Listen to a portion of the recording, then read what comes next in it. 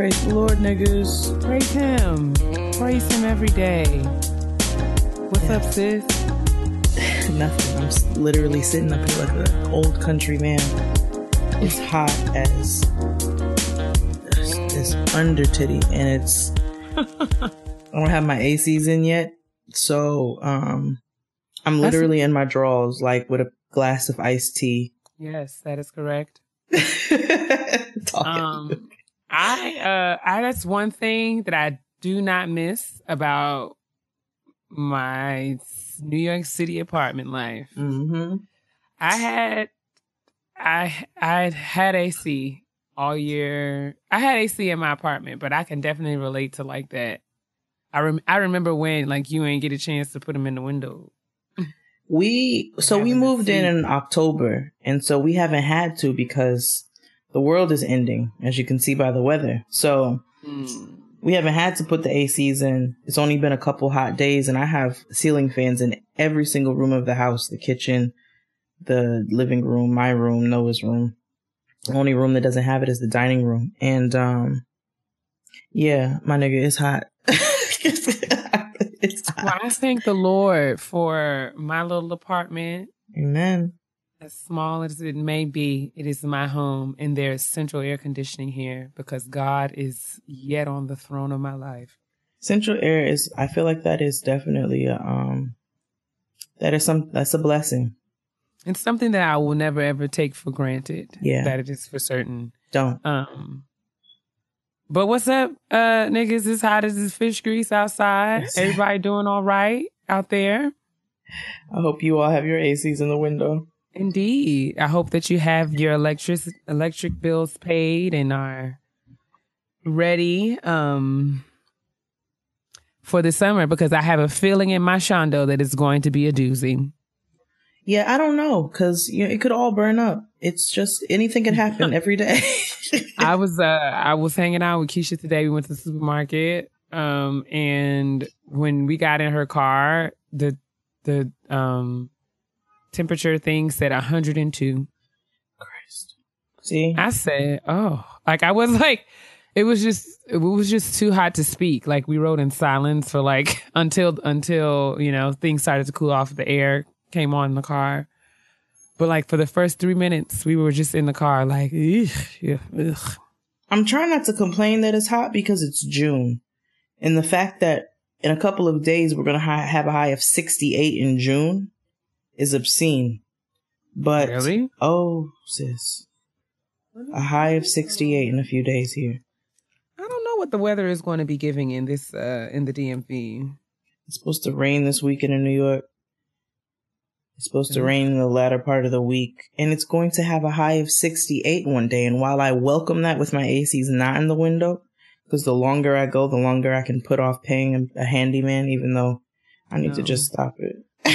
It's going to be 94 degrees here tomorrow, and then on Wednesday it's going to be 88. The lowest it'll be this week is 77, but we're going to be back. It's going to be back in the 90s by Sunday. So I'm getting those ACs put in this week. Like it's happening because I can't do this anymore. It's in your best interest, sis. It's in your best interest.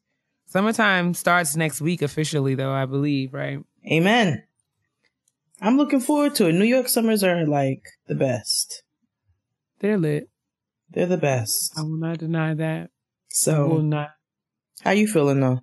I'm alive, man. I'm just really grateful and glad to be alive. Before we go any further in this show, yes, I would like to personally thank everybody. Like, y'all have literally outdone yourselves. The level of love that I have received is just like unprecedented. Like, honestly, my inability to manage my emotions in last week's show, me telling my business all over the interwebs, it was very scary and not easy to do, but it has really been,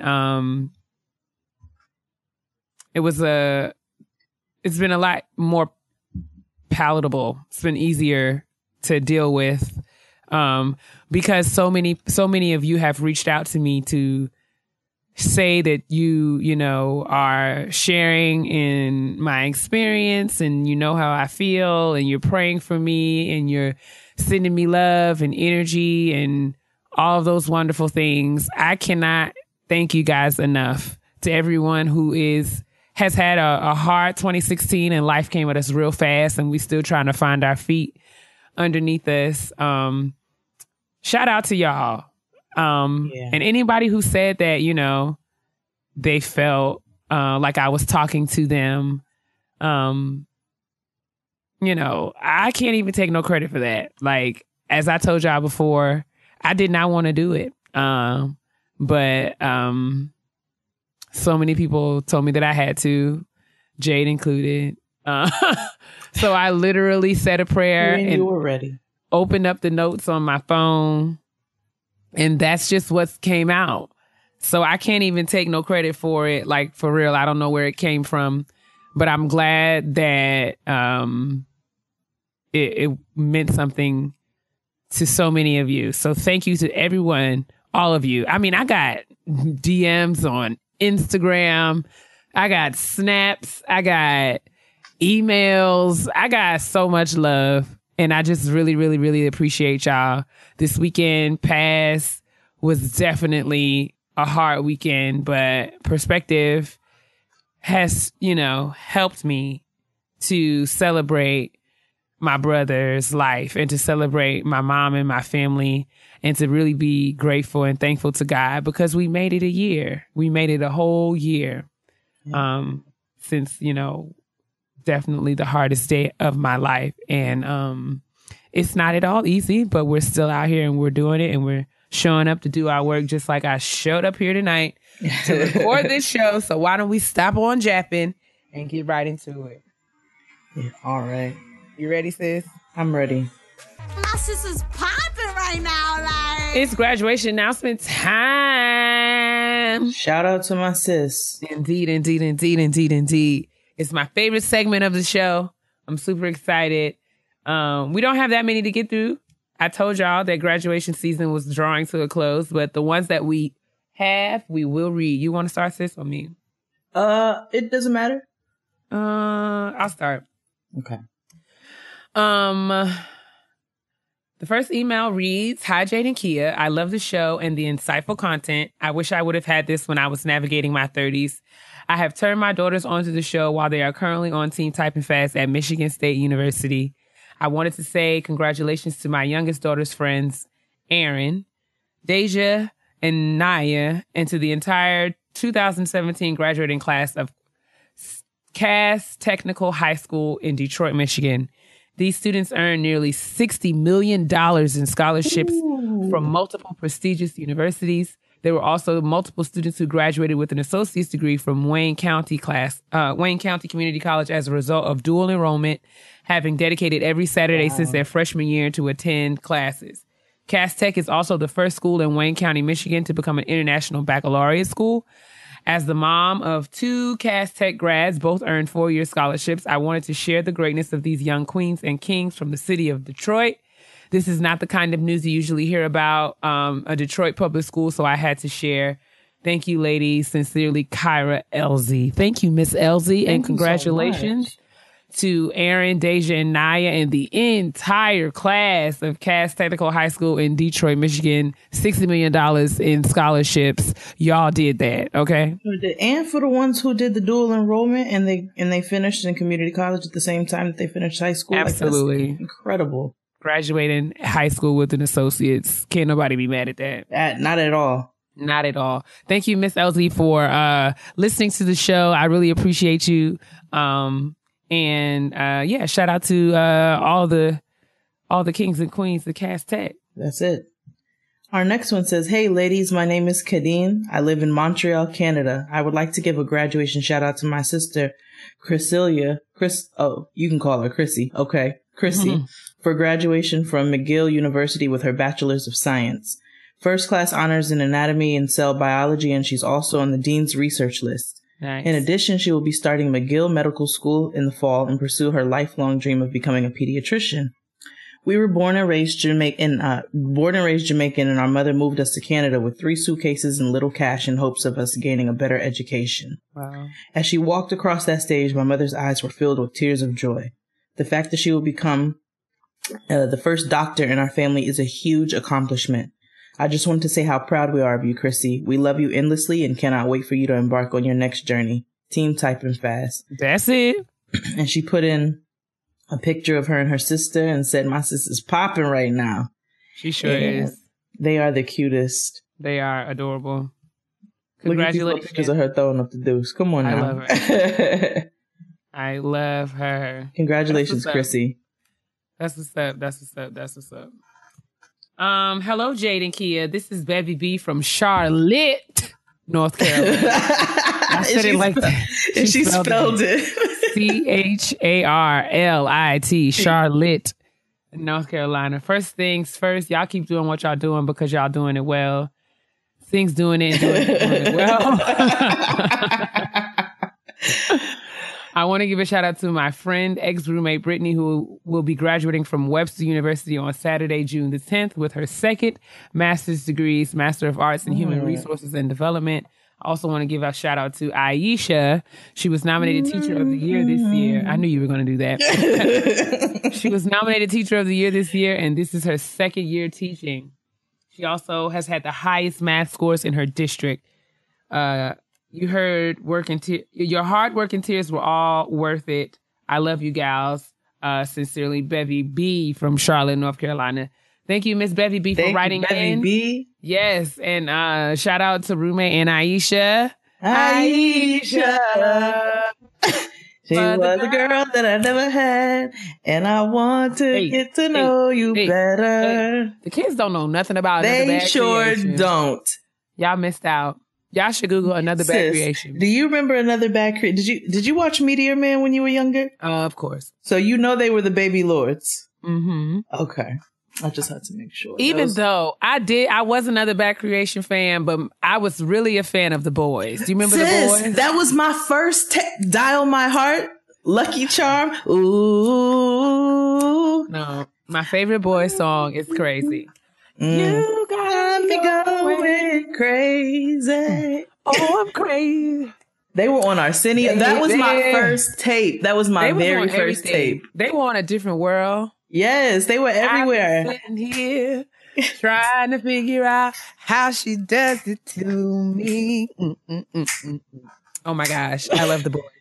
I'm so happy you said that. Nobody else ever mentions The Boys. The Boys was my very first quote unquote boy band. I love them. I ended up looking them up in my 20s. Like, what the hell happened to them? And they were like, they were all Muslim and like moved to Africa. And oh my gosh. Yeah, holy water. It was great. I was surprised, but yes, The Boys was my very, very, very first tape. And it was my first like, come on, cassette. That was my shit. Oh, you just took me back. All right, let's get to the next one.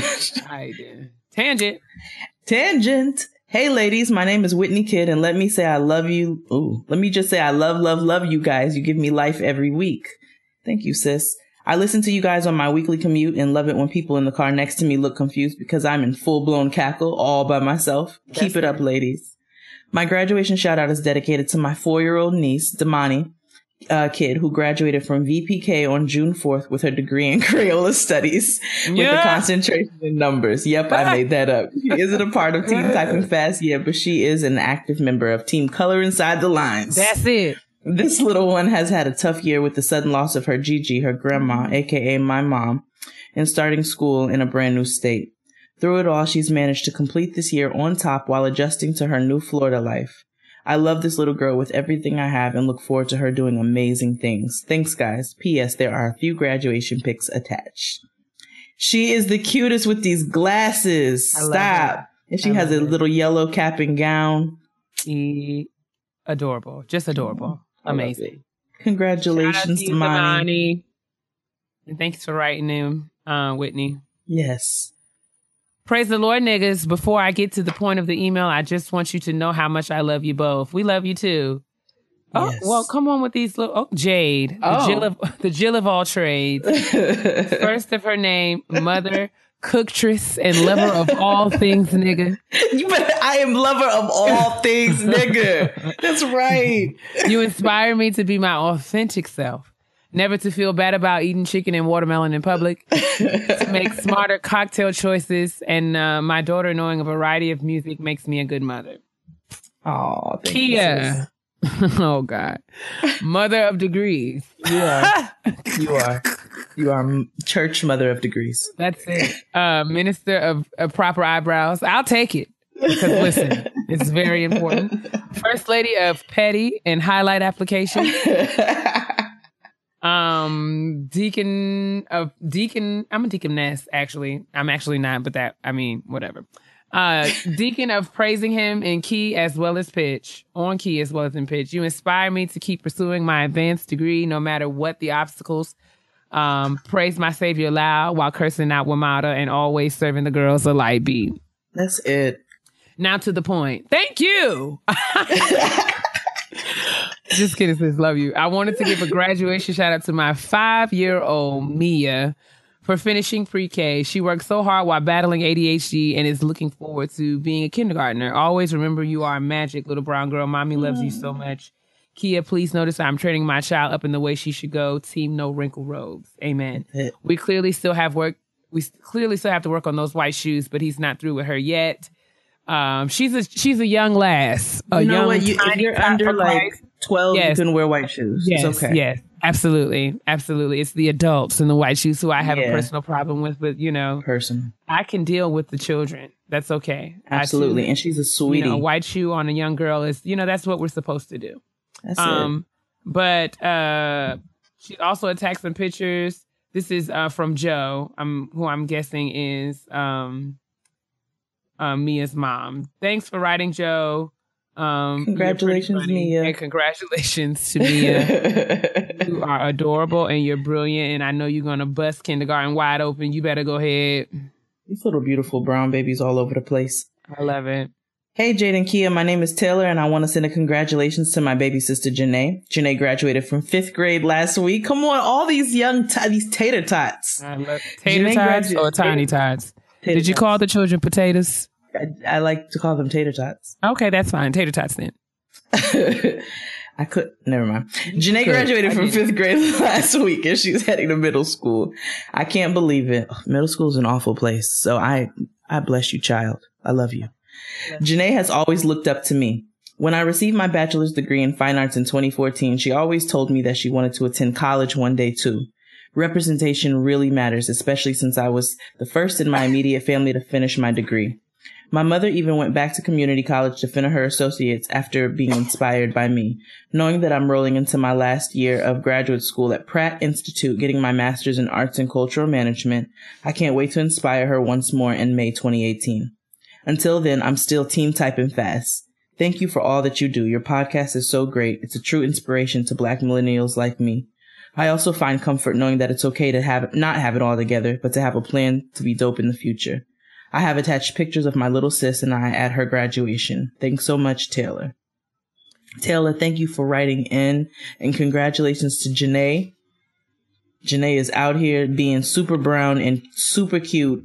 I love with it. A pedicure. She's got she's got a design. Her videos are lit. They got the Snapchat filters. They are cute. Her sis is popping. Congratulations, Janae. And I'm sorry, guys, if you heard me sneezing. Oh, is that what you were doing over there? I was just reading. Pollen is still my petty peeve. It's still just giving me the blues. It's constant. It's not petty. I hate it, but moving right along. Well, hey, Caps. Okay. Right? And very large font. My gosh. Hey, Jade and Keia. Praise the Lord, niggas. Praise him. Yes. Oh, my gosh. Y'all are so much. First and foremost, let us praise our Lord and Savior, Jesus Christ, for blessing us on this day. Thank you for this podcast and platform. It is refreshing and much needed throughout my life. Thank you for letting me know that it is okay to not have it all together, even at 25. Oh, girl, you're a babe. Yeah. You're a babe. I want to give a shout out to myself because I am popping. Yes, you are. And so is your font. And so is your font. It is a smooth 18, but that's neither here nor there. I recently launched my own blog, Victorious Not Victims. I was diagnosed last year with lupus, SLE, and fibromyalgia, and the diagnosis sent me into a depression and a mission to find myself and improve my life. Victorious Not Victims focuses on bringing education, empowerment, and awareness to lupus, fibromyalgia, anxiety, depression, and other topics. Adding victory to my testimony, I plan on bringing purpose to my pain. And she gave the link to her blog, Victorious Not Victims, all one word, .wordpress.com. Thank you for reading this email. I love you guys, and you have a listener forever. Cardi B voice. Yes. Neek. This is from Neek. Thank you, Neek. Shaniqua, Neek. And shout out to you. I mean, I know it's like to have to deal with a chronic autoimmune condition. And you know, all that comes with that. So I completely want to, you know, give you a huge shout out. Completely want to let you know that you are awesome for not letting this take you over, but turning it around and doing something positive with it. So yes. I think that's awesome. Thank you, Nick. Make sure you check out victoriousnotVictims.wordpress.com, and we'll make sure we put the link in the description box. We will. The next one says, "Hi, Jade and Keia. I hope I make it in time for this week's episode." You did. You did. I love the show. You guys helped me to get up and get grown. Here's to more success and more collective growth to the Gettin' Grown fam. Thank you so much. Thank you. My graduation shout out goes to my sister friend, Oyen Kosola. Yes. You better pronounce it. I had to make sure I did not butcher that. Or Oyen for short. All right, there we go. She is an amazing friend and continuously inspires me. She's graduating on June 13th with her bachelor's in mechanical engineering and will be starting a new fantastic position at an amazing company. She's been able to maintain an amazing GPA, hold several leadership roles in student organizations, flourish as an honor student, as well as get a great job, which can be a huge challenge for us international students. I don't want to go on for too much longer, so I just want to say, Oyen, I love you. You exude black girl magic and strength. All the best with your new job. You'll be amazing and we'll miss you. Shout out to all the graduates of 2017 and the graduates of 2016 as well. Remember to stay encouraged and keep fighting. We still have a long journey ahead. Love, Kelechi. Thank you, Kelechi, and congratulations to Oyen Kosola. I like saying that. Yes. Congratulations. That's awesome. Mechanical engineering. Ain't no bull swanky. She did that. No, it ain't. Our next email says, "Hey, cousins, I love y'all. I feel like I'm at the kitchen table with you because you are. Have a seat. I'm a few episodes behind as I just found the podcast, but I have to shout out my baby sister, Janelle Williams. She graduated in December 16th, 2016 with her BFA, Bachelor's of Fine Arts in Music Education from Augusta University, Augusta, Georgia, and walked straight into a teaching job on January 5th. I know that's right. I love her as big as dinosaurs. That is cute. And can't wait to see what greatness lies ahead of her. She also added some petty peeves, which we will definitely save for our upcoming petty parade. That's right. She says, "Ladies, thank you for being you and getting me through this 2 years in this white-ass Uncle Sam area. I guess this white-ass area Uncle Sam has forced us to live." Hugs and kisses, Rochelle. Shout out to you, Rochelle. Thank you, Rochelle. Shout out to your baby sister, Janelle. Janelle and Rochelle. For getting that good old BFA. And I hope all is going well in her teaching gig. Amen. Mm-hmm. Hey, cousins Keia and Jade, I just want to say that I'm mad at y'all. I didn't even do nothing to you. I told myself a few months ago that I wasn't listening to another podcast. I barely have time to listen to all the ones I'm subscribed to now, and they take up too much space. Hold on, where is this? Oh, let me do this bar across the joint. Yeah, man. Why is it? Ooh. Why? This is so strange. Why does my... Okay. I don't know. But... Sorry, y'all. Bear with me as I'm scrolling for life. God damn. Okay, sorry.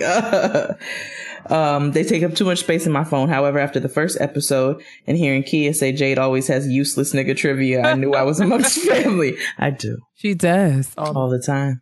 I knew I was amongst family. I'm so happy this show exists, and I'm even happier it exists on the Loudspeakers Network because LSN got all the poppin' podcasts. Hey. Shout out to the fam. That's it. I am like really struggling with reading this because it's doing a lot right now while I'm scrolling.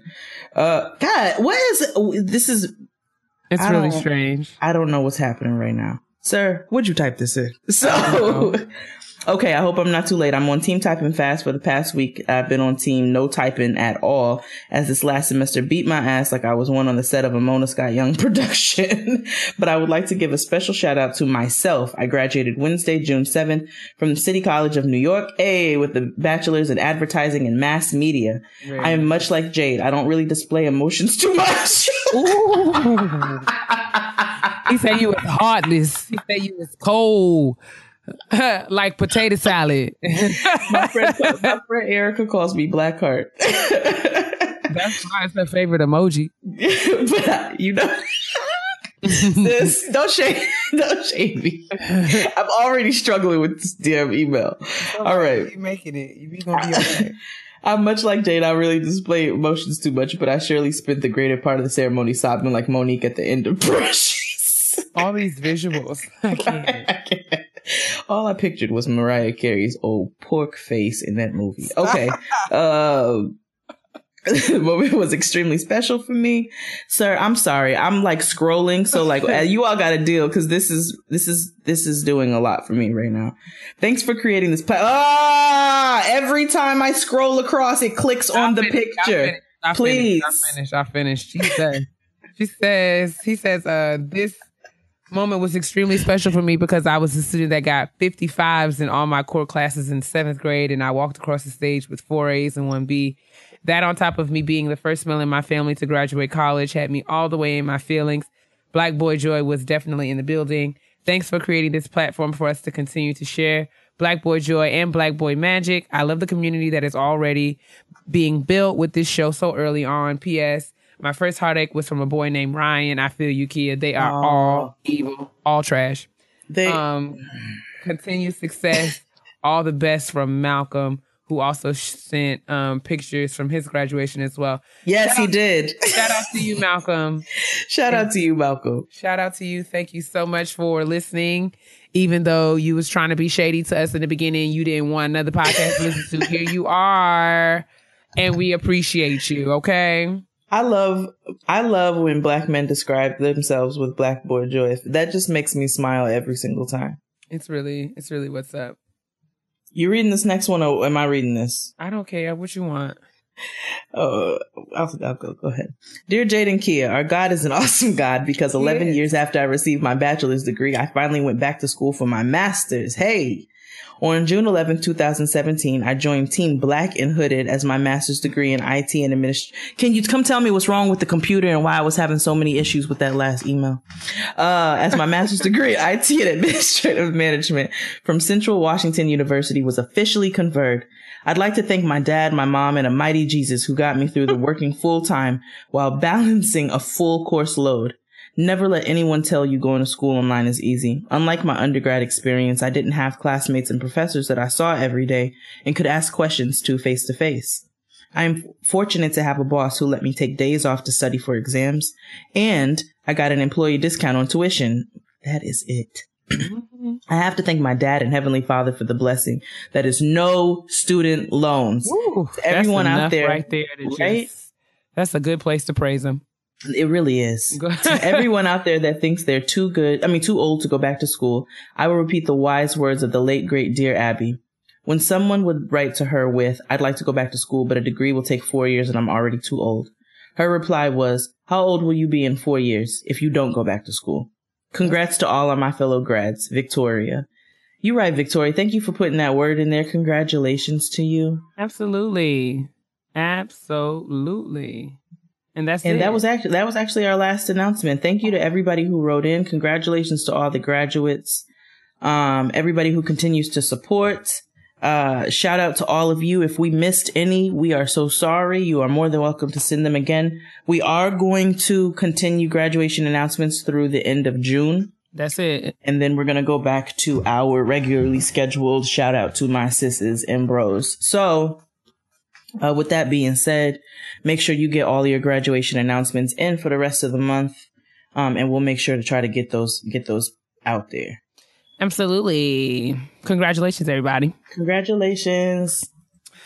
All right. Let us gather around the kitchen table for yet another edition of Kitchen Table Talk. There's cheese. What kind? I told you, we still on this Merlot Bellavitano. I can't get enough of this cheese. This rich white woman cheese. It's so good. It's Costco cheese. I'm not bougie. You know, I just enjoy I'll take a good old block of Colby Jack. Colby Jack works just fine when you got some Ritz crackers. But you know what's really lit with some Colby Jack cheese? What? Some Townhouse crackers, my nigga. Butter cracker.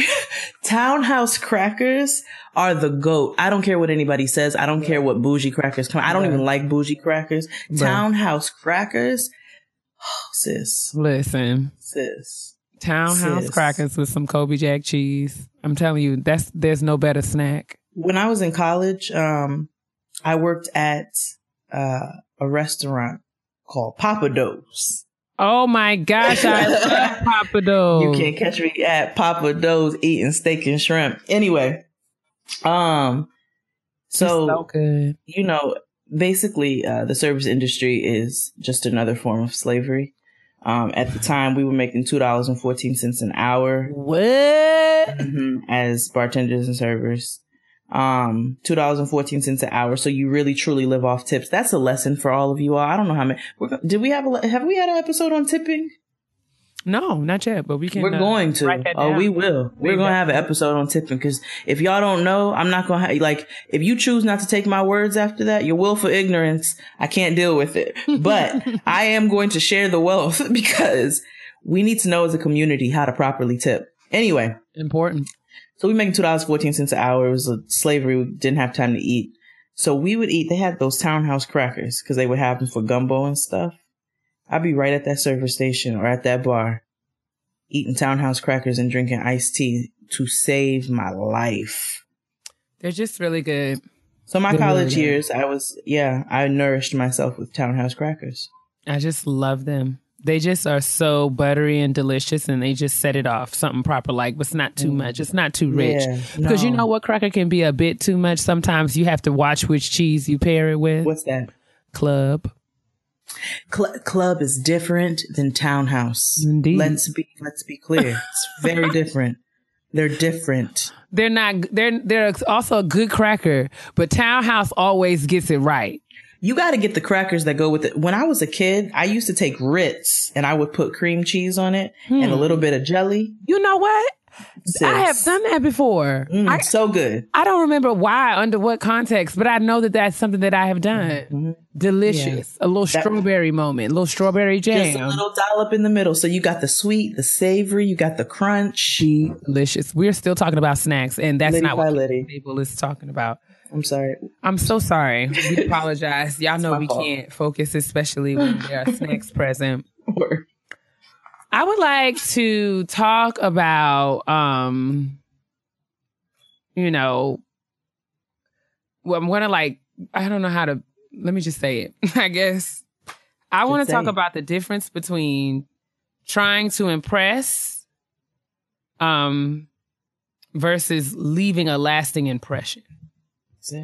I think I can definitely think of, times, recently. I mean, and not so recent, but I'm able to take note of times where I have my motive was to impress, and it just stressed me out and made my life unnecessarily complicated.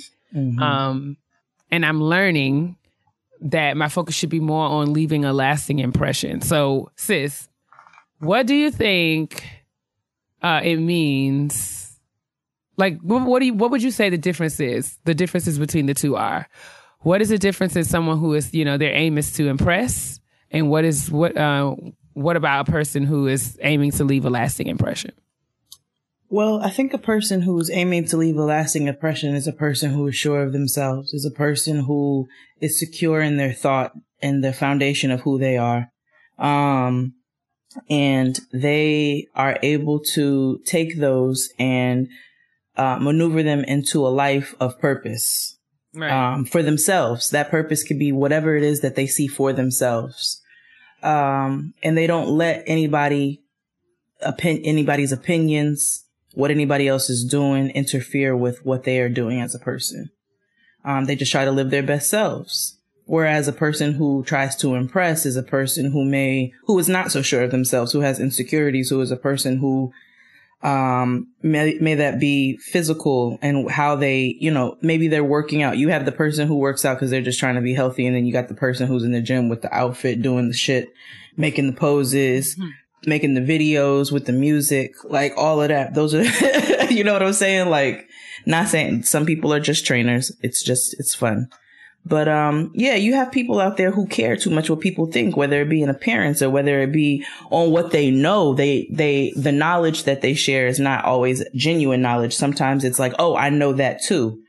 It could be a person who's trying to fake the funk and pretend that there's some sort of sommelier when it's okay to say that you like drinking yellowtail. Like, it's a person who is just not true to themselves. They set up these facades in the efforts to look like the people that they truly want to be, but they are not those people. And I mean, I don't want to, not to. Those are for extreme cases too. Let me just say that as well. Right. I mean, because I think we've all done things to impress people. And then there's also because you want people to think well of you. And there's nothing wrong with that. Mm-hmm. I'm not bringing this up to suggest that, that doesn't happen to me. I can, speak for myself, but I'm just saying that I think that there is value in being mindful and critical of your intention and, take some time to start questioning some of the choices that you make. It happens, and it's because it's easy to get caught up and swept away in thinking about what people think versus, just living in the moment, in your experiences. And it doesn't necessarily have to be about like, things as superficial as like clothing or, appearances, whether it be like hair and makeup. I think social media adds another element because we're constantly exposed to people who, have curated, timelines that feature. I'm sorry. It's okay. Thank you, Brooklyn. Curated timelines that feature perfect pictures of edited, photographs and beautiful, flawless makeup and fabulous clothing. And it's easy to think, okay, well, I have to make sure that my stuff is together too. And that can kind of have you out here doing things that you don't necessarily have to do. I can remember whether it be going out to the club or going to church or going to a job interview. Like I can definitely think of times where I felt like every time I was going somewhere, I needed an outfit, whether it be, going to church or going to a job interview or going to the club, feeling like you have to look a certain way all the time or having to have nice things or new things. Whether it be planning your child's birthday party or a bridal shower for your friend or a baby shower for your friend or, getting caught up into, spending money you ain't got and wasting time, doing things that you don't, focusing on things that, are not your personal priorities, but things that you think you should be worried about. I just wanted to talk a little bit about that and, managing those insecurities and just, trying to be more intentional, be more conscious about leaving a lasting impression, which I feel like attracts the people that you want around you because, in being your authentic self all the time and being true to yourself and what you want, you're representing yourself in the most genuine way and people are going to be drawn to that. And you're always going to be aligning yourself with people and opportunities and relationships and positions that are best fit and best suited for who you are versus who you think you have to be in order to get that kind of attention. And the other thing too that we want to keep in mind is that sometimes there's levels to it. There's definitely levels to it, like you brought out. It could be in so many different facets and it doesn't have to be extreme cases. Those cases are some of the things that we're going to talk about soon. But sometimes it can come in other forms. We've talked about we've talked about proms. Prom is like a thing now. Oh, it's a thing. And I'm not shading it all the way. It's just, I'm just saying that it's just beyond my realm of understanding. Because, prom is a hashtag. It used to be like a memorable occasion that one would have just before, going into their senior year or graduating from high school, where they would be able to, wear formal clothes and get dressed up and take great pictures and make memories with their friends. And now it's like a hashtag. It's like a major motion picture. It's like, thinking about and checking, like, are we doing stuff because we really like it? Or are we doing stuff because we feel like we have to? Are we doing stuff because we're trying to keep up? I was talking to some friends today. They were telling me that, they were reading something online about a mom who planned to do something to celebrate her child graduated from high school and had set aside a large amount of money for a trip to Dubai. And maybe it was something like $25,000 altogether. The trip ended up falling through. So instead, she brought Dubai to her son for prom and had camels and all of the things. Multiple wardrobe changes. It was just like a whole thing. So part of me says, as a parent, if a parent wants to do that for their child, it's not my place to say that they shouldn't or, they're doing too much. My thing is more so like, why? Like, not like, just the motive behind it.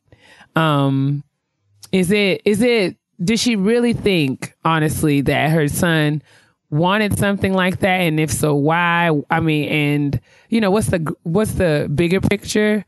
Or did she do it? And that very well could be the case. Like, it may have been something that he was like, Mom, this is something that I really want to do. So I'm not speculating. Like, I don't want to, judge her for it, but it just makes you think, like, did she do that because, it was really something that her family was interested in? Or did she do it because she thought she was going to go viral and, get like the news to come to her house and it'd be like a big deal? Yeah, and that's the thing with the age that we're living in today. Like, all of this exposure via social media, it's hard to decipher. And it's not really our place, I guess, to try to read people's intentions, but it does make you think. Like, it raises questions because there are so many people. We're living in the age where so many people are trying to impress. Right.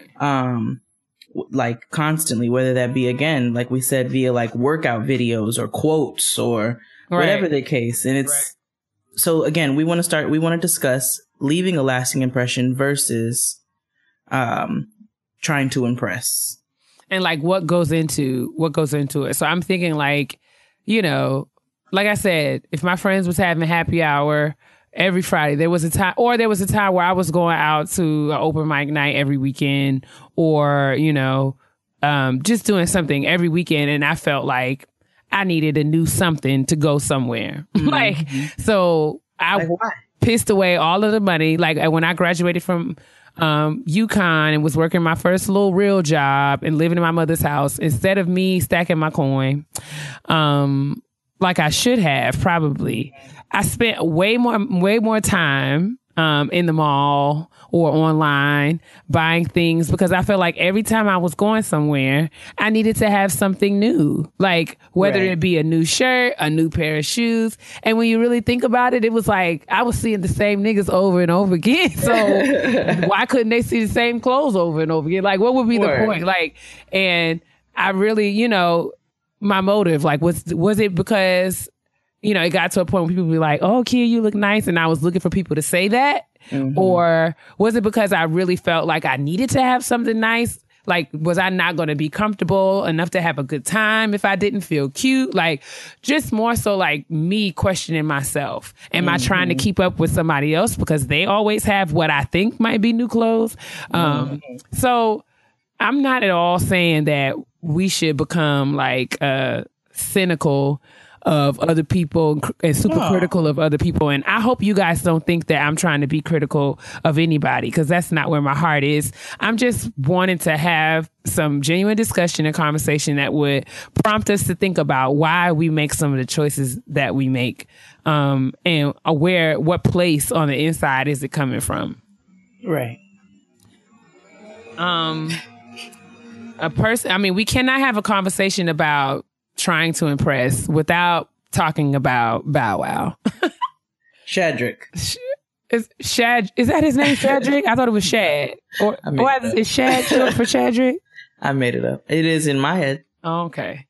Well, Shad recently, I'm sure you guys know that Shad has been hemmed up in the media for, posting pictures online that would suggest that he's doing things that he is not doing in reality. Those things being, riding private jets and counting large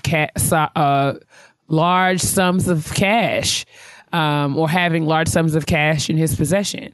And, I would I just would wonder what would make a young Shad Moss feel like this behavior is necessary, especially for someone who is the self-professed prince of, what is it? I don't know, child. He calls himself the prince of something. Prince of Peace? I don't know. Certainly not. Certainly not the Prince of Peace. What was it? I don't know. I watched half an episode of that growing up Hollywood. Hip-hop. Hip-hop. Or why did I say Hollywood? Yeah, child, It doesn't matter. And he, was on there talking about his, I've been in this game over 10 years and yakety jack, right? So, just really, really proud of his accomplishments. Now, I'm not going to say he hasn't done anything. I will say he hasn't done anything of substance recently. No.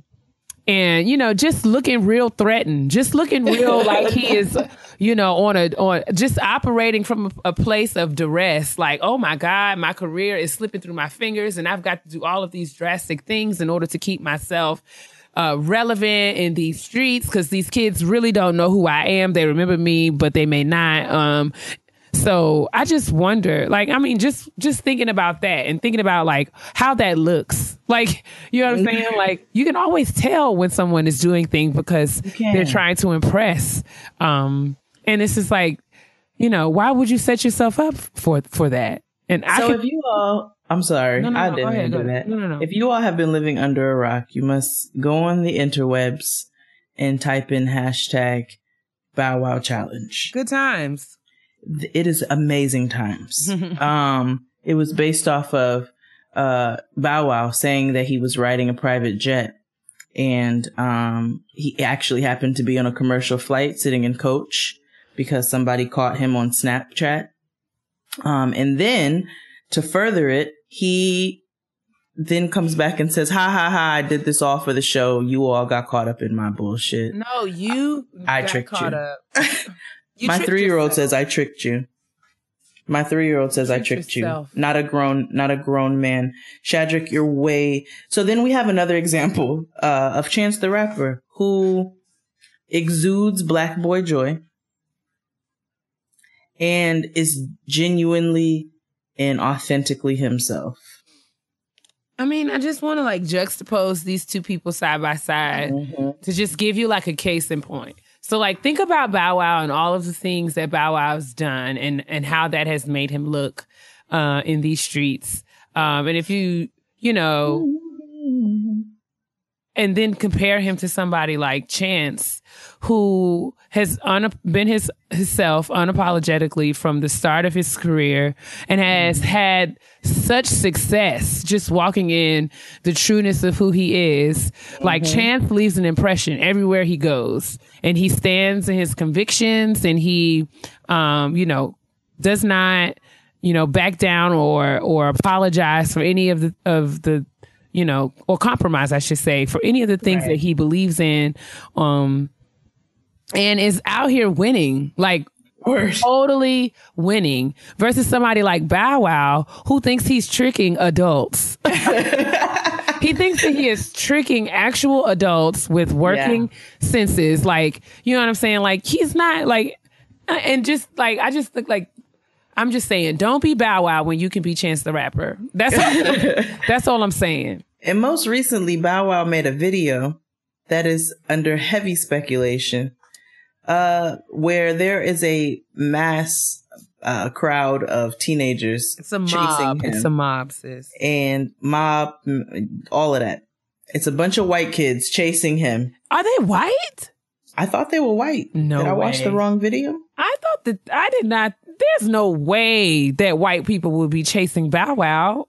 There was a video of some white kids chasing Bow Wow, but it is under heavy speculation that he set that up. And there are so many reasons why. I mean, I watched the video that I saw earlier today, and there are some questionable things about that video. Yeah.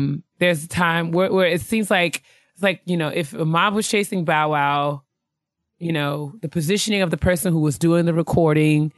There's a time in the video where it seems like all the people that are chasing him stop and he keeps on running. So, I mean, they're like, you know, it just makes you wonder if this is something that he staged. I'm not saying that it is, but it could very well be, especially given, you know, his behavior recently where he has been stealing people's tweets and pictures, and posing, you know, in places. Yeah. And then yelling psych. Child, nobody has time. Psych. Ha ha, nigga, you thought. No, nigga, you thought somebody's about to believe this bullshit. So yeah, and it's not us trying to compare black people. So let's just be clear from the jump start. But you can look at the sincerity of Chance the Rapper and his portrayal of himself versus Bow Wow and the portrayal of himself. And how he wants you to believe that he is everything that he pretends to be. It's just so important. It's so important. As XD says that he does. How you doing? We have another example, side-by-side example. Kylie Jenner and Yara Shahidi. So, I mean, it's pretty self-explanatory, no? I just feel like, I don't know. I just thought it would be cool to have these examples to kind of give you a case in point and just be like, okay, think about why I'm doing the things that I'm doing. Mm-hmm. What motivates it? Because, I mean, it really does kind of show up. You know what I'm saying? Like, think about the things that Kylie has going on versus, and why we know Kylie Jenner versus why we know Yara Shahidi. Like, you know what I'm saying? And, you know, just kind of like what you want to, you know, think about that. It's so much bigger than Yara Shahidi being on a primetime network TV show, because Kylie Jenner is also on a TV show that has gained crazy amounts of success. Exactly. If we're, you know, because we're not here to hate, but at the same time, we don't even know if Kylie Jenner finished high school. I mean, no shade if she did, but if she did, no shade if she didn't. I know plenty of. No shade if she didn't finish high school.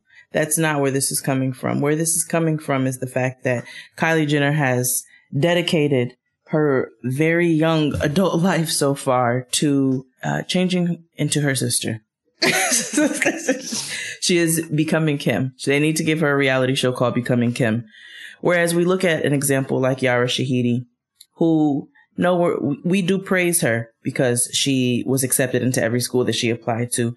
But we also see the things that she's doing as a young person. Like, she's involved in so many social activities, and movements, and she's got a very strong and very solid, voice for what she believes in. She's very sure of herself in that way. And that resonates and comes out of her pores like garlic. Like, you can feel also her same sincerity. And I really look at Yara Shahidi. She's a beautiful example of somebody that I would be wanting my daughter to watch on TV. You know what I'm saying? And that's not saying that I don't want to be an example myself, but I feel that she is such a genuine, kind-spirited, and sure of herself, but not to the point of arrogance, young black girl. Let me ask you this, sis. While we're talking about Yara, who I think is amazing, and we talked about prom, but I want to kind of turn the conversation a little bit, and especially as a mom, because I think I went to Noah's first birthday party, right? And it was a good time. But I know that there are parents who kind of feel pressure, who can feel pressure to make like things like children's birthday parties, like, you know, more than like a backyard situation, not because they're worried about whether or not their child will actually have fun, but worried about what parents are going to think. Right. And the same can be said for, like I was talking about earlier, like bridal showers, and baby showers. And I mean, I'm not judging. I'm just saying that I'm trying to get some understanding, because I remember, you know, being young, my mom going to different events, or even different events in my family. There was a bridal shower in my family. It was likely in like somebody's home, or like, you know, maybe like a community center or a hall, or something like that. Some family members would get together and cook, and, you know, we would get some decorations, and it would be all in-house, and it would be a good time. Now you go to things and, you know, they're, you know, all the things are like professionally catered, and there are, you know, not decorations, but decor. Like, and, you know, like a 2-tier cake. Like, I mean, you know, centerpieces. I mean, major coins, like major coins are being spent, you know, DJs, lighting situations. There might be a host. And I just wonder, like, what happened? Like, what made it all change? Like, when did things change? Like, I remember where you could literally get a green salad and some baked ziti and some chicken wings and get together in somebody's, you know, finished basement and have a good time. Like, literally, you could have an awesome time and it would be a party. But it seems like now, you know, you get save the dates and invitations, and there are dress codes. Like, I just wonder what makes what, and I'm all not white hating, affair. You know what I'm saying? I'm not hating at all. I just really, it just makes me wonder what we're thinking about, or what our motives are. Are we trying to impress people, or are we doing this because we feel like we deserve, or we want to go? I mean, and it could be the latter, for all I know. I just wanted to kind of talk about it to see where we are. And I mean, I'm anxious to see what feedback we get from the show. Hopefully you guys don't think that I'm being hateful and bitter. That's really not where I'm at. I just really want to know. And I wonder if I'm going to be the same way. Like, if I have a child, and when I have my baby's first birthday party, am I really going to want to, like, yes, I will spend $10,000 on this party because my baby is one. Like, I mean, that could very well be the case. But I just wonder, like, what it's all about. So I guess as a parent, what would you say to that? Well, I would say, first of all, there is ability, and we have to take into consideration that, again, there's levels. There's ability, financial ability, and there's preference. So some people are really just bougie niggas. They really just truly enjoy the whole charade of the centerpieces and getting the shit together. And that is fine, because that is their preference. There's nothing wrong with your preferences. Some people have the money to be able to rent Elmo for their children's birthdays because their child loves Elmo. Who am I to knock somebody who has the ability to do that if they're trying to do something to make their child happy? I think where the issue lies, and where I try to focus on, I don't have the ability to hire Elmo. I barely have the ability to go to Target and pick up a talking Elmo for $40. So, what I always try to keep in mind, and what I really do appreciate, what I took from my parents, because my mother is a person who likes to host. You know what I'm saying? She likes to host, and she likes to make, she likes presentation, and, you know, she takes pride in that, but she genuinely enjoys doing that. She enjoys cooking for people. She enjoys them enjoying the food. She enjoys being able to put all of that together and having a beautiful display. And it's not because of what people think. It's because that's what she truly enjoys doing.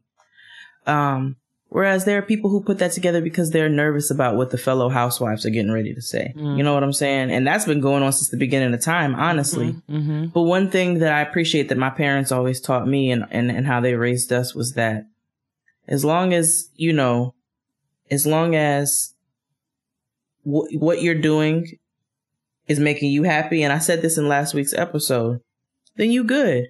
It's about what you want to do.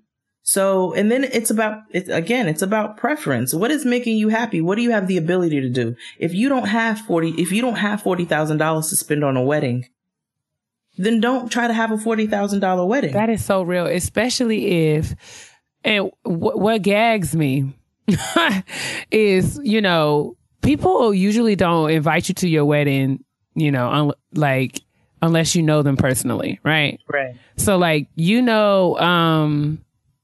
Lucretia from back in the day, right? Right. You and Lucretia, you know, from up the street, y'all go back like sixth grade, like y'all go back like Annihilators and Warheads, like y'all go back. So you know her, right? You know what I'm saying? And you know that Lucretia is a $10 ponytail girl. Like, you know what I'm saying? Like, that's how she gets down. But when she gets married, you go to her affair and it's something, you know, she's completely changed her aesthetic. She's completely like, it's a black tie, it's formal, it's, you know, and it may be and it makes you question, like, is this what Lucretia wanted or is this what Lucretia thought that she had to have? Right. And especially when, you know, I have friends who I know who have done such drastic things as, you know, payday loans and putting weddings on credit cards because, you know what I'm saying? Like, because they felt like they just had to have certain things. And at the end of the day, it was like, the ones who I know who have told me, people who have given me this advice, like they regret it because it's like, number one, the wedding wasn't true to who they were.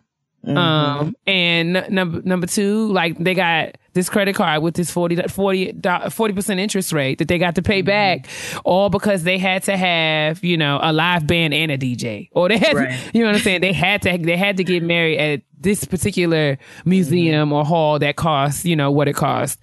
So, I mean, all the way. Like, I just feel like across the board, whether it be, you know, buying clothes that, you know, we really, really like, but we can't afford, or, you know, using words that don't come naturally. Like, you know what I'm saying? Like, people who feel like they got to speak a certain kind of way. Right. You know, or you have to be knowledgeable of a certain subject. Right. Or, you know, people being afraid or ashamed to say, I don't know that, or, you know what I'm saying? Putting on airs. It, you know, it goes all the way. Like, what I've learned is that it's always evident. People can always tell when you're trying to impress. And I've just learned, and I'm learning this lesson as we speak, that when I show up and I am Keia, and I'm Keia unapologetically, you know, I don't have to try to impress people because they remember me for being me. I leave a lasting impression, like everywhere I go. Like, you know what I'm saying? Everywhere I go. Right. Because I refuse, you know, to wear, you know, these shoes because all the girls got them on. I wear what works for me, and I'm me. You know what I'm saying? And that's really all you can do. I remember planning my wedding, and there were certain things that I wanted, and but I wanted to make sure above anything else that I had a good time, because I listened to previous brides who were stressed, who did have weddings that they didn't want to have. They're like, I didn't enjoy my wedding. I don't remember my wedding. I didn't eat at my wedding. So the things that I tried to keep in mind when I was planning my wedding was, what do I want? I want to eat good food. I want to listen to good music. I want to dance, and I want the people around me who really care about me. And those are all of the things that I considered and factored in the planning. So when it came to making the list, who do I have a good time with? Who do I know loves me, is genuinely here for me and my husband, you know, and my child? Like, our child, who's here for that? And then in picking the location, what's going to be comfortable, and picking the food. What do I want to eat? What's going to be delicious? Not when you stop worrying about what other people think, because what other people think about you is none of your business. You know what I'm saying? What makes you happy? What are the things that you want? You know, are you posting a selfie on Instagram because you want 498 people to like it? Or are you posting a selfie on Instagram because you feel good, you like how you look that day, and you feel like posting a selfie on Instagram? And so it's really all about the intention. There's nothing wrong with preference. there's people who have 50,000 selfies on their Instagram. And it's because, you know what? On those days, they like how they look and there ain't nothing wrong with that. And then there are people who have 50,000 selfies on their Instagram and it's because they need people to validate them. They need people to tell them that they look good that day. What are the intentions behind it? And just be critical of it. And it's okay. Because I have clocked myself. You know, absolutely. You know, I've clocked myself checking, you know, especially as someone as the makeup enthusiast, it's easy to fall into that trap. You know what I'm saying? You go to a makeup class and you sit next to a girl whose kit is, you know, she's able to afford all 4 of the YSL Touche Éclat, translucent powders at $65 a piece. So this sends me home thinking, what do I have to do to get all of my YSL Touche Éclat powders? And you know, I'm spending money I ain't got. You know what I'm saying? Like, you know, it happens to all of us, and it does. And you know, it's awesome to want to aspire to things and have nice things and want what you want and aim for that. And you shouldn't feel bad about being able to get the things that you want if you have the ability to do so. I'm just saying that we really need to be, I'm just saying, and even for myself, I'm really trying to be conscious all the time of why I want what I want, and making sure that I want it because I want it. You know, Jade is a person, you know, we've known each other for a while now, and I find myself at this later stage in my life being drawn to people like Jade who are, you know, unapologetically Jade all the time and not really ever concerned about how people feel. And that's something that I aspire to as someone who has struggled with, you know, I don't even want to say I wanted to be like anybody else. I can't say that I wanted, I can't say that I've saw at any point in my life, like I want to be like her. I've never said that, but I have wanted to be liked. And I have done things so that people would be comfortable around me, and, you know, like me. I just repeated myself, but I do that a lot. So whatever. And the older I've gotten, the more I realize it's just like, everybody not supposed to like me. And that's okay. You know what I'm saying? Like, it's all right to not be for everybody. And the bottom line, the top line, and the one in the middle. Shout out to Keisha. I heard her say that today. Those lines, it's more, I have to like me. And I have had, because I have spent so much time in other phases of my life worried about, like, you know, what guys liked and what other girls would like. I had to take some time and sit back and think about what I like. And it's taken me some time to get to know Keia. You know what I'm saying? Even like something like, I had long hair my whole life. Well, not long, like I just never cut my hair. And there was a point in my early 20s where I was like really in this whole healthy hair thing, and I was all about like hair length, and I was really excited about the armpit length and the bra strap length, and I was all in it. I was one of the Nazis on YouTube, watching the videos, collecting the products. I was all in that life, and my hair grew long, and it was great, and I loved it, and it was healthy, and I was proud of it because I was something that I was working toward. I was able to get the results that I was looking for, and I was happy about it. Until I realized that it started to take over my life. You know what I'm saying? It was like, oh girl, you can't work out because, you know, then you're gonna, like, you know, or I couldn't sweat your hair out. Or like, you know, when going out, if it was going to rain, it was like literally change everything. Like it would change my plans. It would change this. And, you know, I started the guy that I was dealing with at the time, he was really into my hair, and, you know, it became all about like, you know, I got to wear it down when I'm going to see him. I got to make sure it's going to be done and this and that. And it became something that I thought about way too much.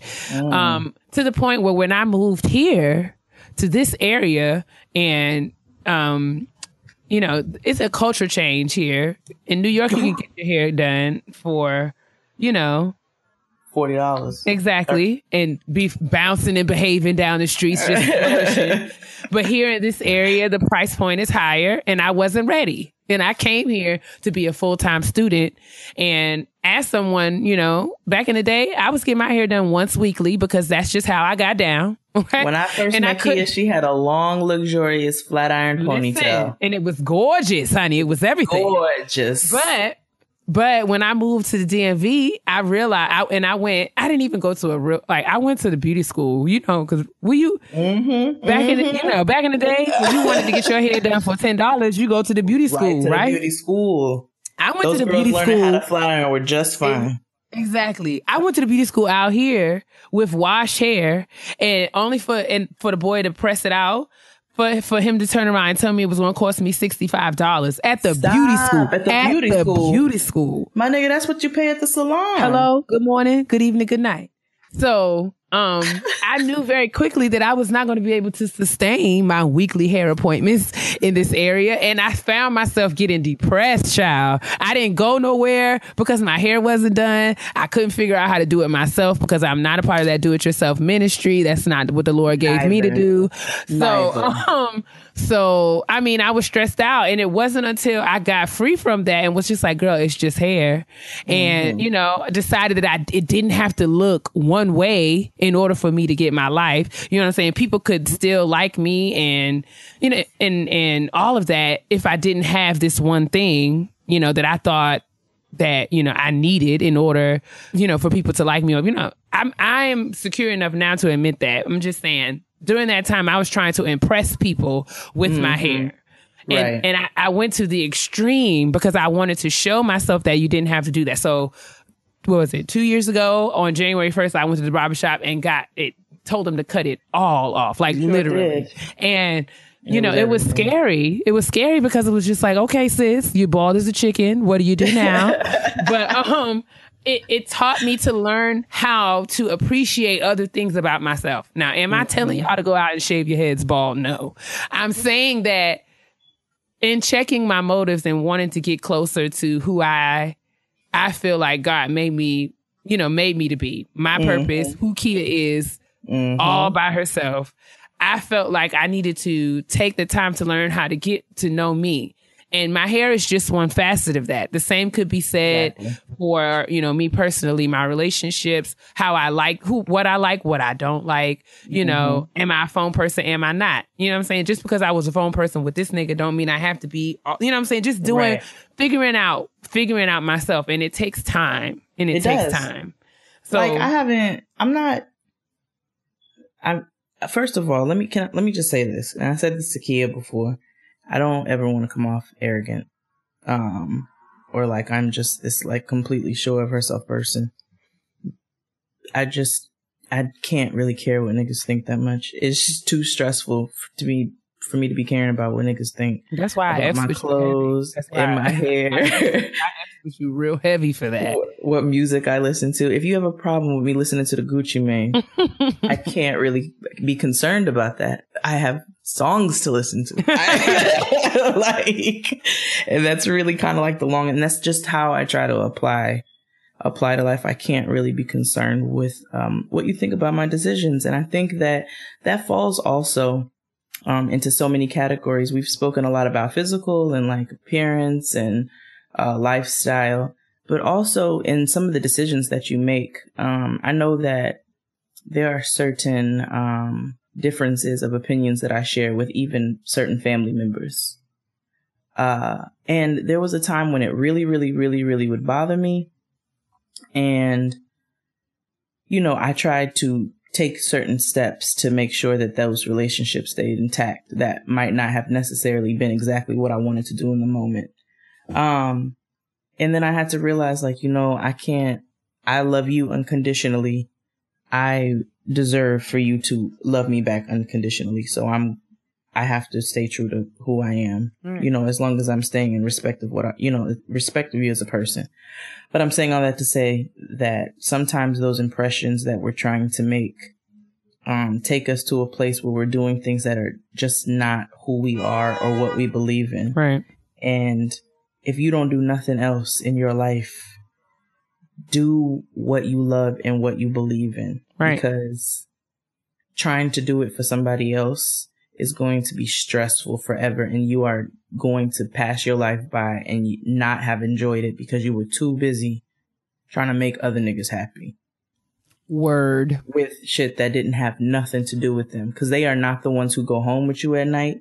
They're not the ones that lay down with you at night. They're not the ones that have to pay your rent when you go out and buy an expensive pair of shoes.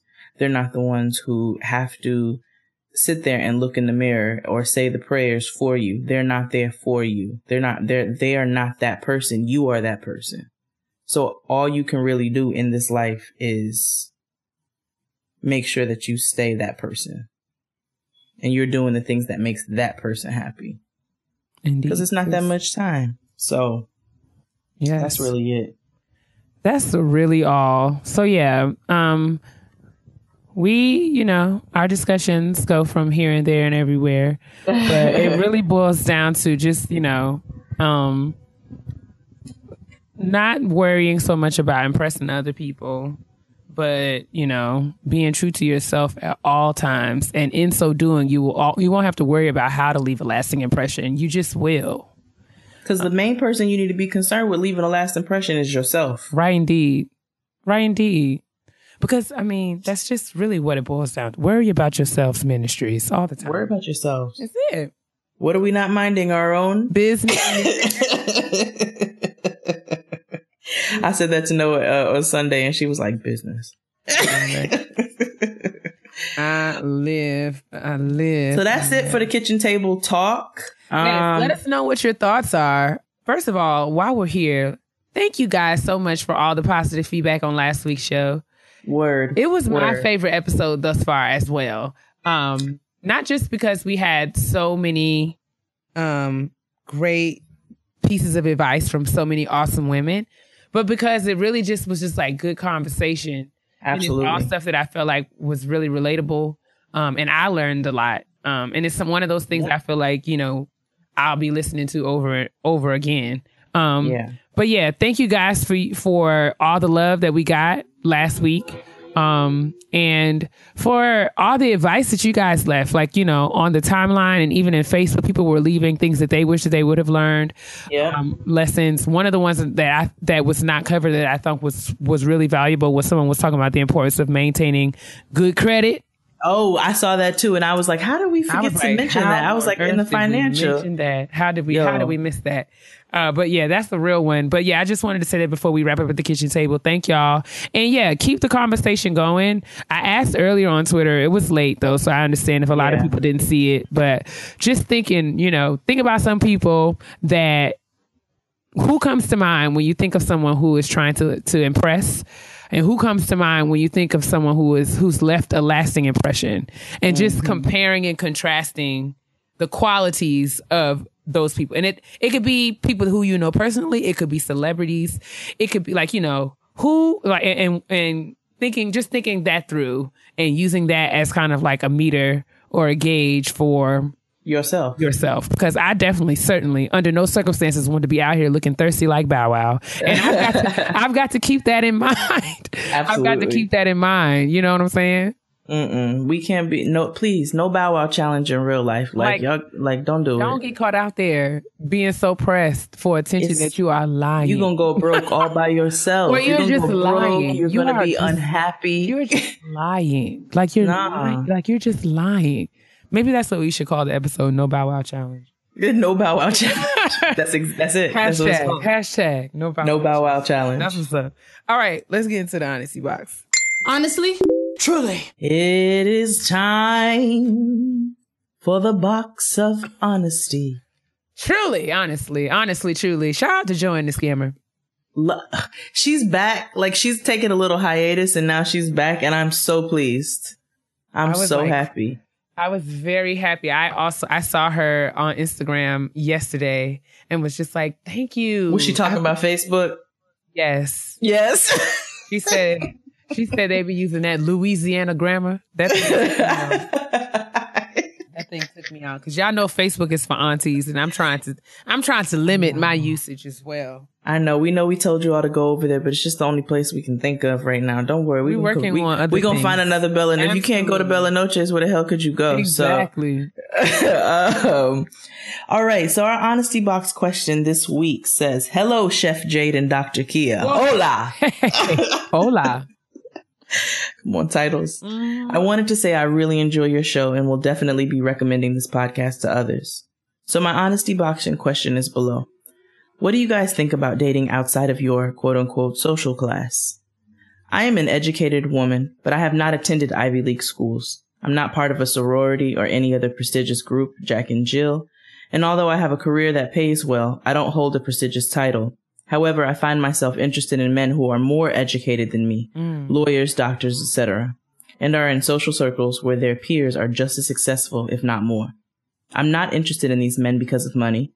I'm interested in them because they are nice men who are ambitious and making moves in this world. I don't want to say I'm insecure, but sometimes I just don't feel good enough to date men who are at the top of their game. I have goals to advance myself, but I wonder if successful men find that appealing or if they want someone who's already on their level. Have you guys experienced this before? If so, how did you handle it? Thanks for reading. All right. Do we want to give her a name? Let's call her Roxanne. Roxanne! You don't have to put on the red light. And I did not pick that name so I could sing. Oh, man. Roxanne, Roxy, sis, Roxy, Sis. come here. Sis. Come here. Sit down. Come here. Close the door. We need to have a talk. Yeah. Oh, Roxanne. Precious heart. First of all, thank you so much for listening. And I want to thank you for writing in because I know that it couldn't have been easy for you to say, I'm going to ask this question. I'm also going to say that I hope that you still like me after this response. Please know that whatever I say is not a personal attack to you. I'm just going to try to get you to see things a little differently. Or I'm going to just try to hopefully introduce you to some new perspectives. Because I will say that at first, your email made me sad. Yeah, your language is troubling. It made me sad. It made me sad for you. And sad because I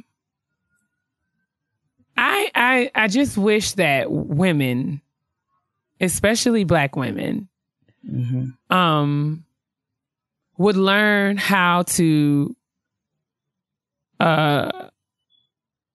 appreciate ourselves in a way. Like it's easy for us to fall into that, like, well, that whole I'm not good enough thing. That's something that's drilled into us. And I don't even think we realize it, but it's something that's drilled into us. And I really wish, that, we could get away from that. It made me sad to hear that,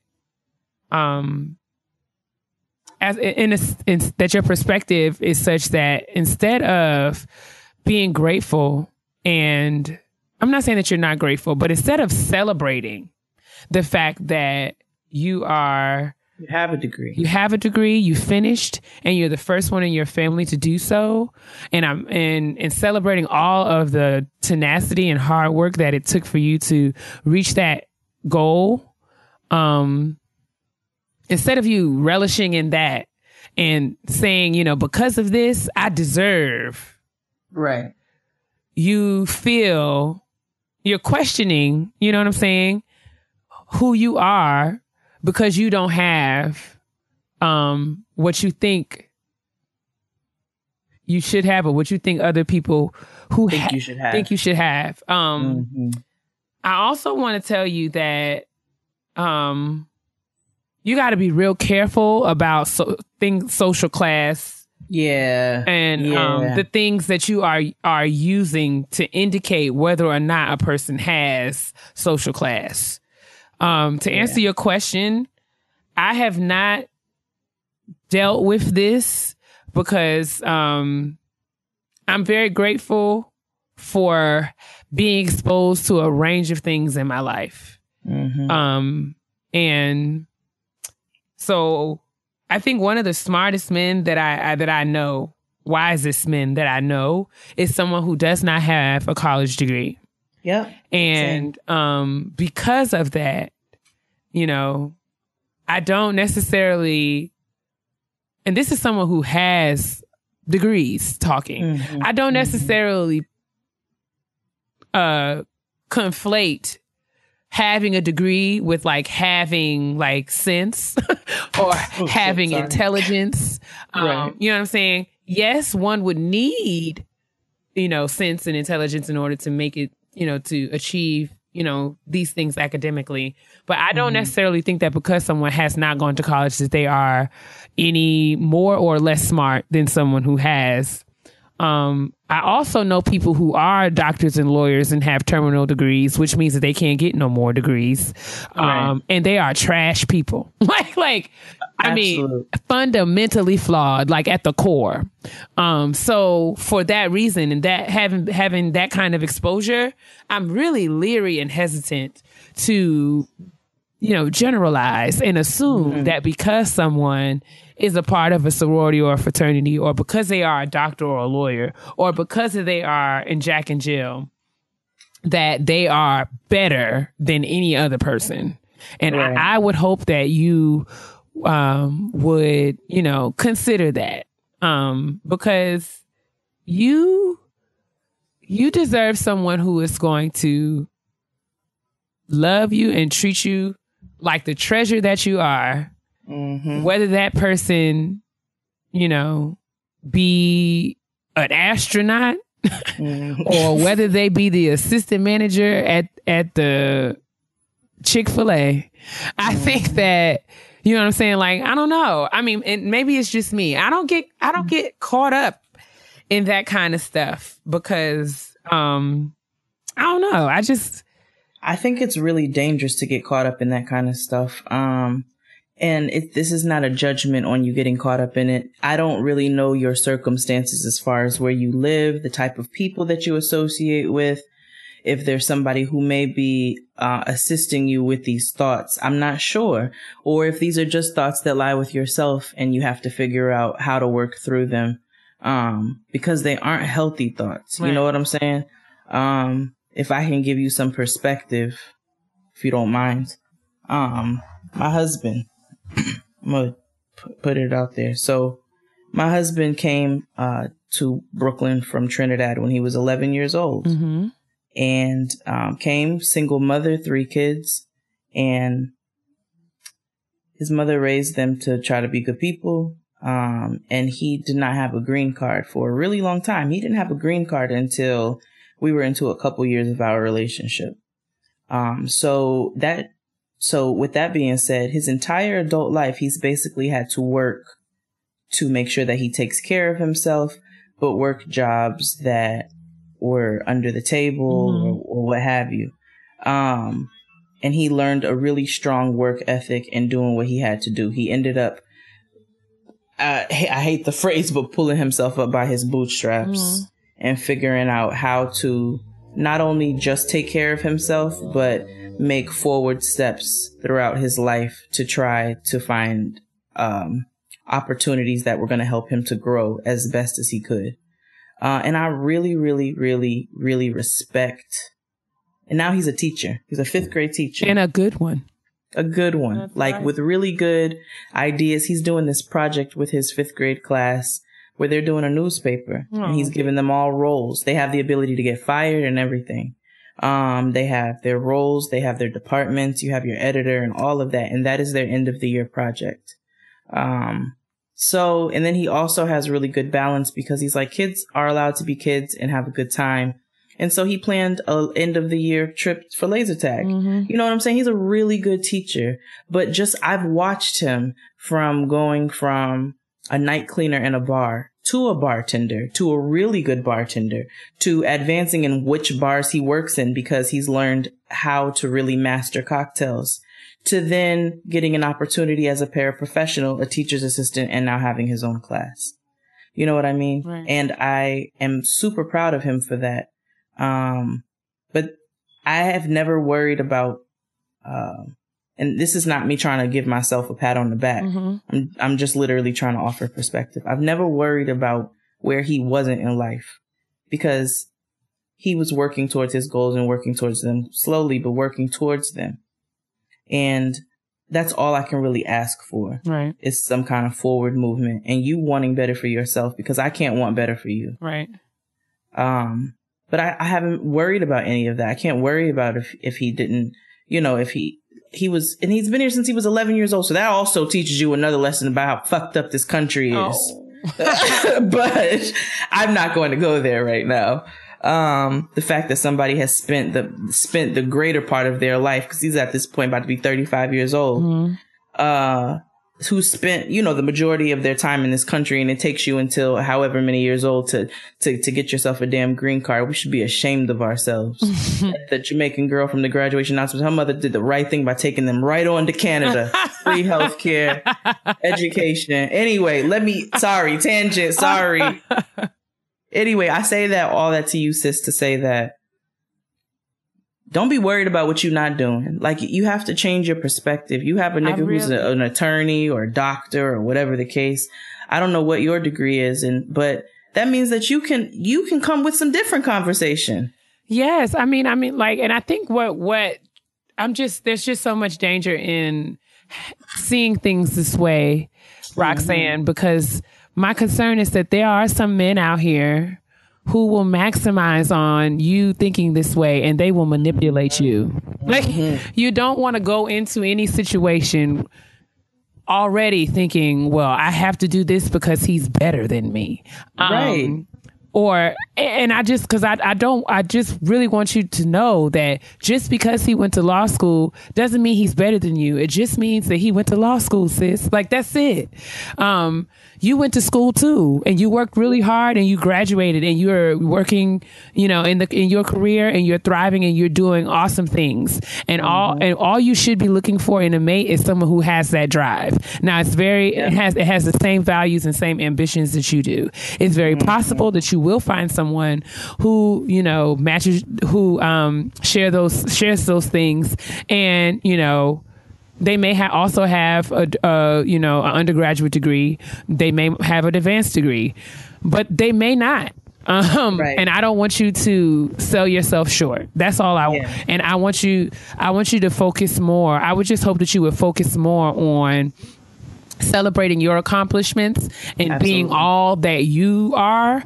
And who you are is what will be attracted to you.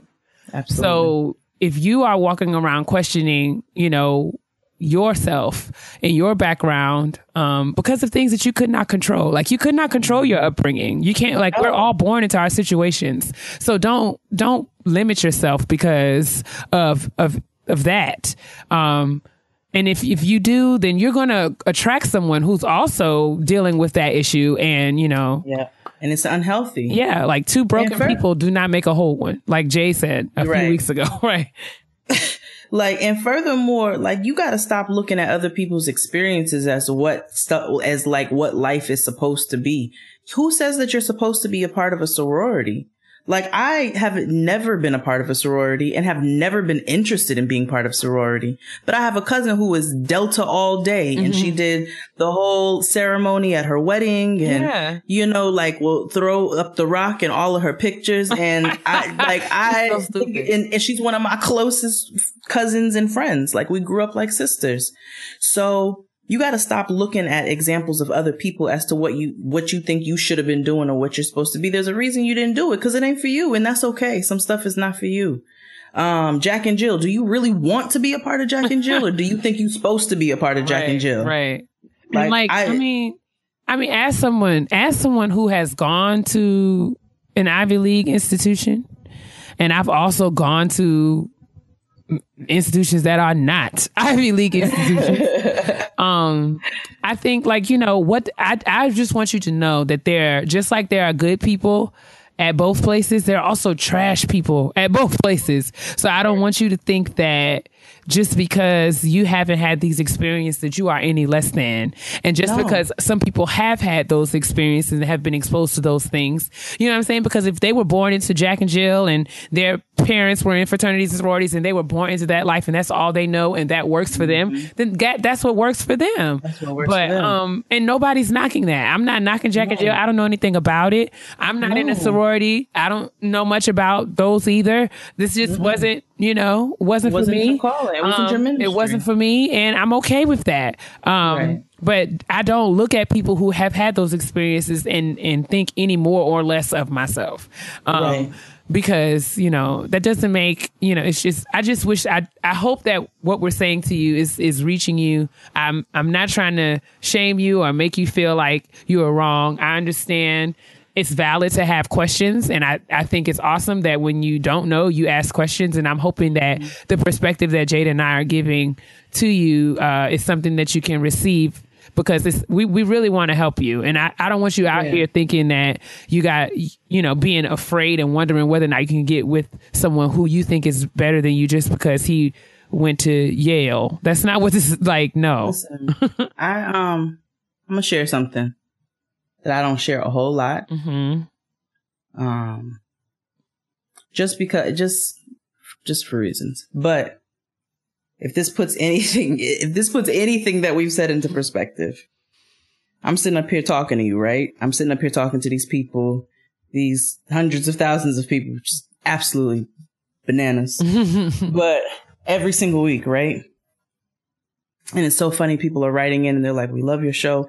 Even with my other show, Jade and XD, the show, our tagline was smart, funny, black as hell, because we try to stay informed with what's going on in the world. I've always really, really been into school. I've always really been into reading on my own, but I got my GED. I got my GED. And I didn't get my GED because I did poorly in school. My mother had us tested. We were in the gifted and talented program. I was enrolled in honors classes. I had many opportunities to join the National Honor Society, so forth and so on. But we moved around a lot, and I also worked. I've been working for a really long time. I've been working since I was like 11 years old, from summertime to I have just been working for a really long time. And so in the effort to be able to advance myself faster, go through college, not have any student loans, and basically, in my mind, stop wasting my time, I asked my parents if I can get my GED. When I got tired of figuring out which school we were going to go to the next year or whatever, I was like, listen, I've already looked up all the information. I can go to the community college. I can get the GED, and then I can then start taking my prerequisite classes. I'll pay for that while I work. So at this point now, I'm not going to school at this time. I can work simultaneously with going to school, and I can pay that off. My parents said, all right, you have a plan. And that's what I did. I got my GED. I paid for my classes through a community college and then transferred over to a university. And I'm not ashamed of my journey. Because that's what it is. It's mine. Right. So I think with you just need to start, because it looks from this, I don't want to assume anything about your life, that you're not in a relationship right now because you are saying, when you're dating these different people or thinking about dating these different people.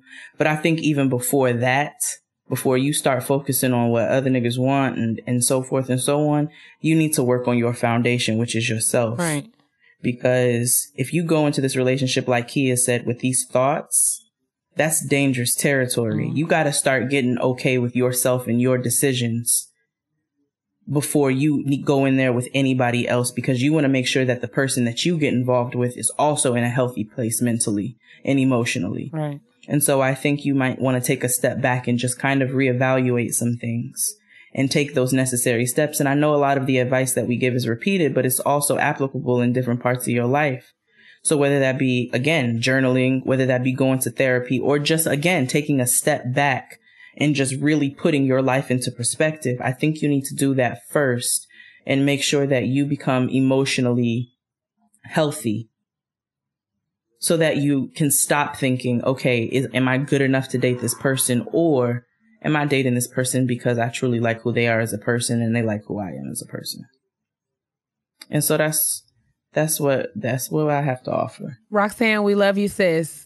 Absolutely. We want the best for you. So We hope that some of these words resonated with you, and please, feel free to shoot us an email and give us an update as to how things are going. And I hope this was able to help, if even a little bit. I do too. And I want to be very responsible of the things I say to my sister, because everybody know I can be real petty. P-E to the T-T-Y, honey. Pass the peeves like we used to do. Come on. Pass the peeves like we used to do. Pass the peeves like we used to do. Petty peeves. Petty peeves. What's your petty peeve this week, sis? Petty peeves. Take that. Take that. Take that. Take that. Take that. Take that.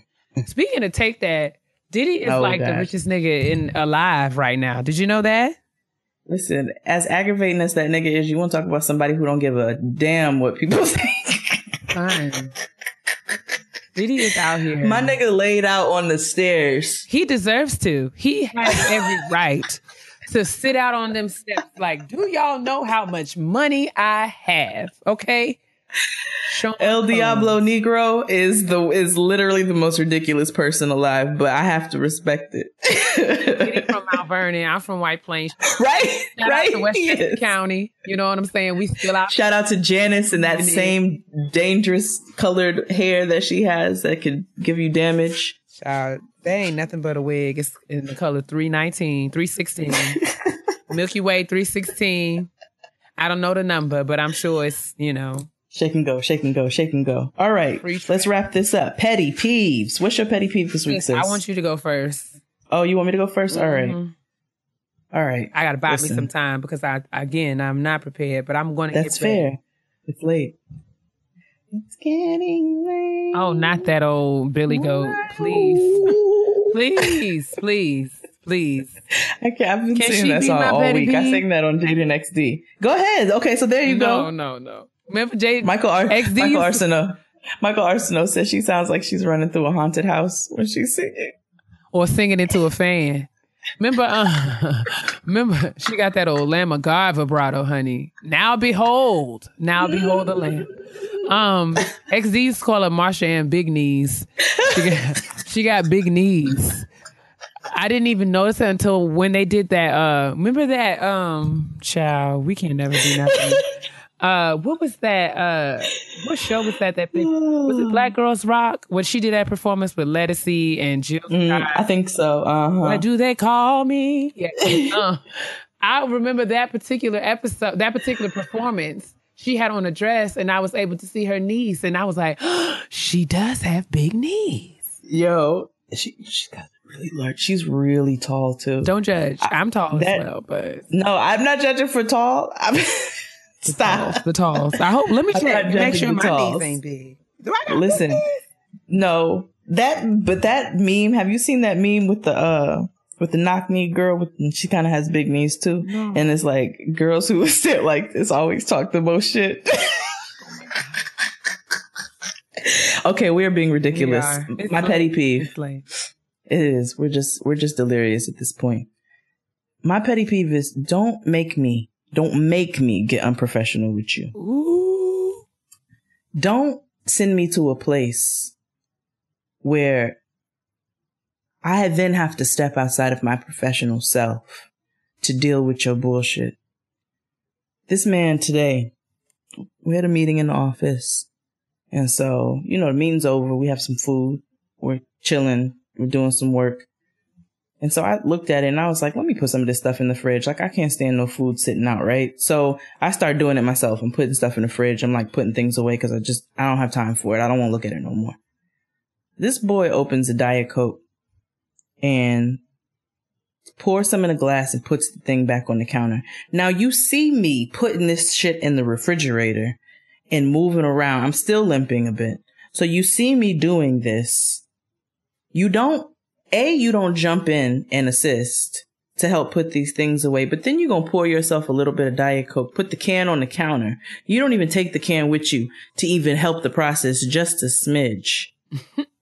So I looked at him and I said, you just going to leave this on the counter? Like, you see me putting this stuff away. You're just going to leave this on the counter?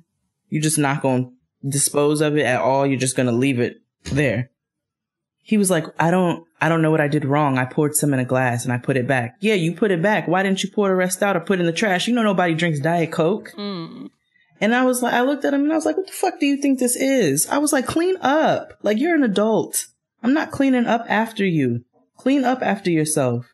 And so he thought he was being slick initially. Nobody has time for that. Don't make me do that. That's my petty peeve this week. What's your petty peeve? Go off, sis. Go off. Just don't make me get unprofessional. You did this. I have a very simple petty peeve. We're going to talk a little bit about supermarket etiquette. Oh, I think I saw this tweet. Which tweet? Oh, no? Okay, never mind. Go ahead. I tweeted about this? No, somebody put a tweet to our Gettin Grown account and said, don't, well, you go finish and I'll you do. So there are a couple of things, especially that pertain to, standing in line and people who stand like right, like literally, like they stand like inside your pants, like they stand like on your heels. And it just, I have a personal space issue. Yeah. I also have an issue with people who don't know how to drive the cart or buggy, whatever you call it. Mm-hmm. And another one, it's not really a supermarket. We can talk about like restaurants.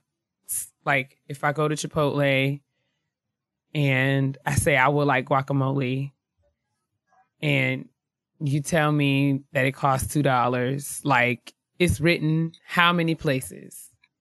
Right, in very large font. Very large font. And you tell me it's $2 and I'm like, okay. And you're like, it's $2. It's like, I have $2, sis. I've got it. Or like the upcharge, especially when the upcharge is like something foolish. Like there's this pizza place around my way that serves pizza with cauliflower crust, but it's like an upcharge. Of course. If you use cauliflower crust and then like you get like 5 toppings for free. If you get another topping after that, it's like 35 cents, right? Okay. So I get to the counter, she counts up my toppings, and it's like 6. It's supposed to be 5. And she's like, oh, well, it's 35 cents. And I'm just like, girl, if you don't ring this pizza up. Hey, girl, I got 35. What, you want to see it? You want to see this quarter and this dime? That thing gets on my nerves because and maybe I'm being petty, but no, I'd be like, do you ask everybody or are you just asking me? Do I look like I don't have 35 cents? Is there something about me that would suggest to you that you telling me that 35 cents for these mushrooms is going to make me say, oh, girl, never mind. And I just leave out. You know what? I'm not even, just to be one of those aggravating devil's advocate ass people. I remember when my husband was bartending at this spot and I went in there to go meet him to leave. And there was this couple at the bar. And I think the girl had they got a to-go order. The girl had she's supposed to get like 54 cents back or something like that. I don't know if you all realize in restaurants, like you can't carry change. People who work in the service industry cannot carry rolls of quarters, dimes, pennies, and nickels. Like it just doesn't happen. So if you have a couple of cents of change and you come to the to-go counter, leave the change, you idiot. You're not getting ready to tip anyway. So I remember I was like, is this girl? And she was like, excuse me, I'm supposed to get 54 cents back. Ooh. And it's like, sis, are you going to be all right if you don't get that 54 cents? So that's probably why these people get irritated and start announcing it to everybody. It's $2 for guacamole. Like, don't question it. But like you said, it is very large on the menu. Like it's right there. It is huge. I see it. I read it as soon as I came in. I'm clear. Like, I don't know. They do that to me at the Chinese spot all the time, too. I'm like, can I have white meat? It's $2 extra. Yes. Okay. That's fine. I know what I asked for. I want a breast. Thank you. Yeah. White meat is what I prefer. I want white meat. I don't want these mystery nugget meat. I know what I want. I'll pay the $2 extra. I got here on the metro, didn't I? That's more than $2. So hilarious. Anyway, I will actually really quick want to read a petty peeve that just made me laugh. We got from one of our readers. Okay. It says, hey cousins, I love your show and thank you so much for creating this platform. I just had to share this petty peeve because it's probably better to share it here than to lose my job yelling at someone over the phone. I don't know about you all, but I absolutely hate when someone calls me purposefully and then proceeds to engage in a side conversation the entire time. Don't get me wrong. I know things happen. People walk by. I get it. But say hi and bye or call me back another time. The audacity as a Homo sapien to really call someone to have them listen to you speak is more disrespectful than Beyonce stepping to the side when Michelle fell during a 106 in Park performance. And let's be real, that was tragic. Anyways, to keep things short, if you want someone to listen to your conversation, call your mom, call Tyrone. You can even call Jesus, but you do not have a friend in me for those calls, sis. Sincerely, Jaleisha. Thank you, Jaleisha. That made me laugh, sis. I appreciate you, and you are absolutely right. Now, don't ever call me and tell me to hold on. That's the quickest way to get me to hang up the phone. And then I hear you talking to somebody else. It's a wrap. Like, call me back. You call me. I'm gonna just make the decision for you because I'm hanging the phone up. Indeed. But I think that's another. Yes, Go ahead, sis. Wrap it up. Well, I'm sorry. That is another episode of Getting Grown. We hope that we were really scared to follow up last week's episode because we really enjoyed last week's episode. It was lit. But we're here to try to give you some different conversation every single week. Make sure you're writing into gettinggrown@gmail.com. gettinggrownpodcast@gmail.com. Yes. Make sure you're continuing to send tweets and Facebook messages, rating us 5 stars on iTunes, SoundCloud. We really, really appreciate all that you all do on a weekly basis. It's super encouraging. Indeed. And we've received, many of you have sent in suggestions for Kitchen Table Talk, which are awesome. It just takes a little while for us to kind of, get those together. It does take a little doing for us to kind of figure out what we're going to talk about. And to kind of get through emails and organize them. We are not I will make it my business to make sure that we tap on at least, discuss these topics to some extent. We are getting a lot of emails. We love it. Please don't stop.